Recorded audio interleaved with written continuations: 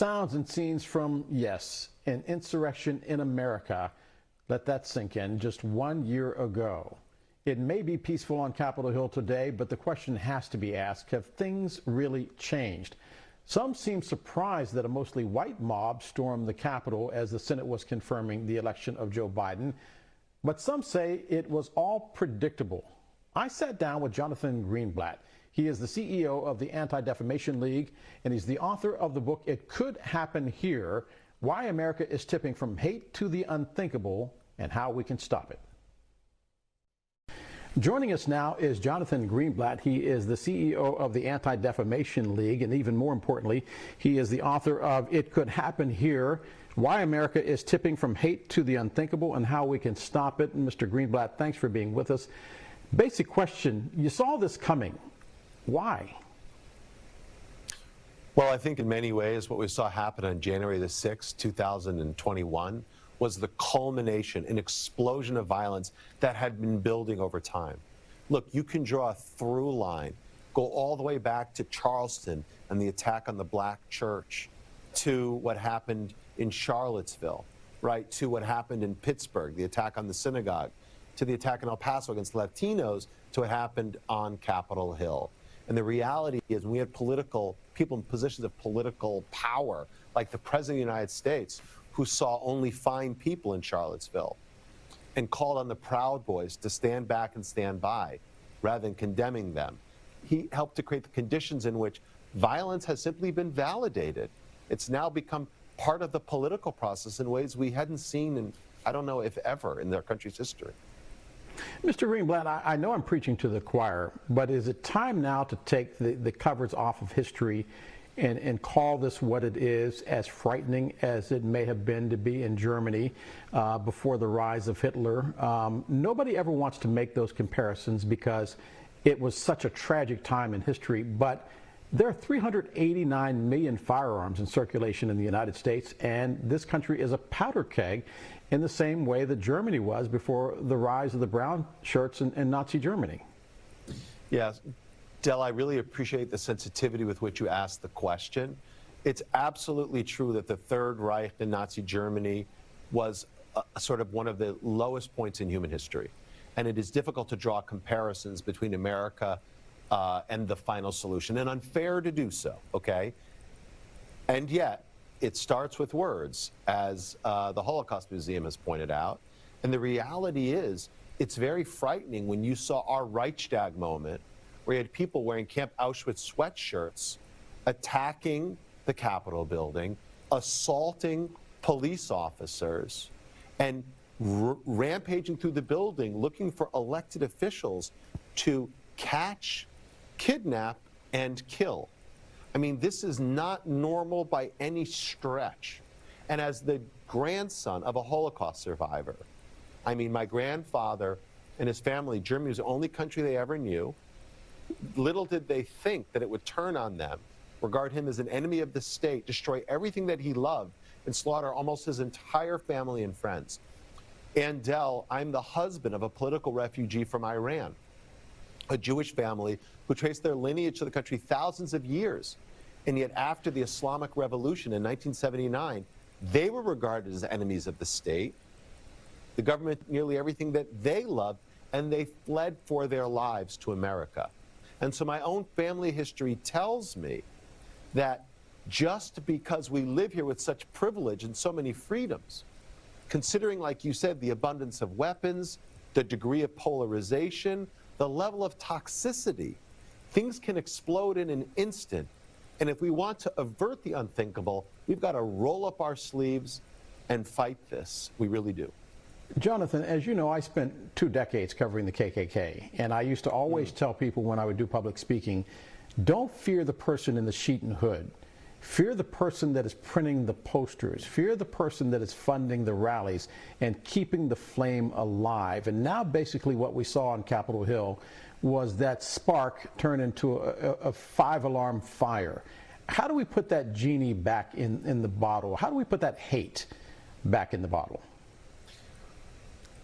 Del, I think your experience covering the KKK is incredibly instructive, and you are right.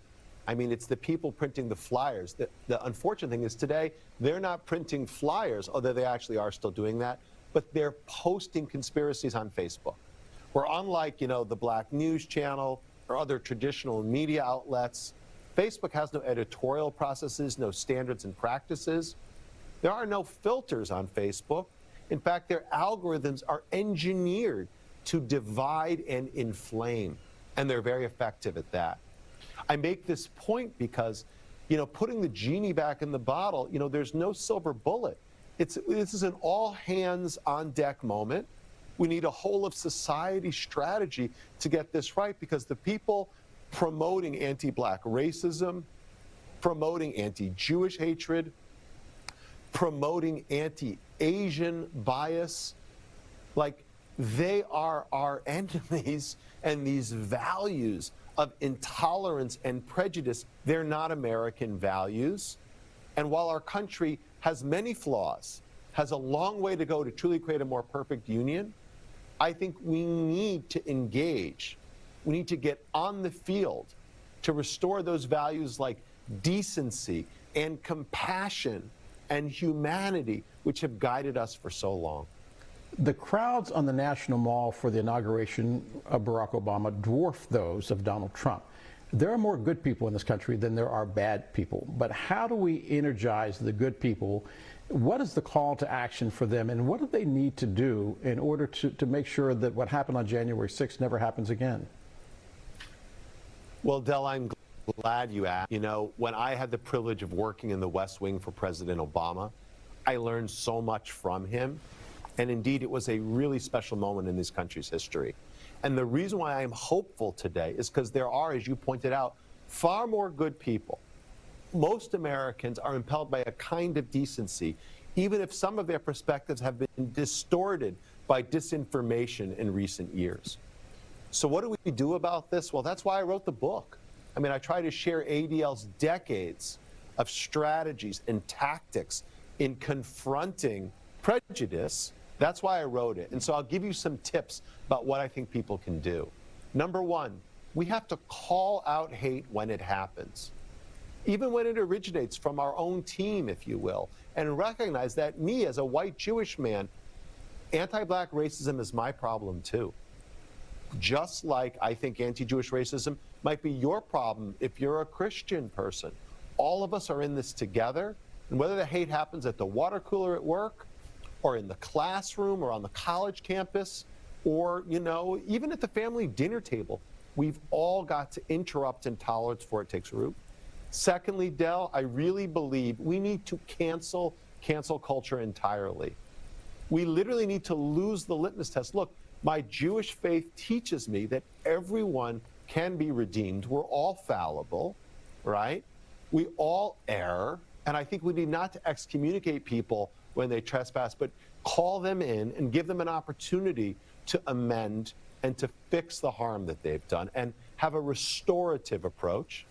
But then thirdly, and maybe most importantly, Del, democracy is, if you will, a contact sport.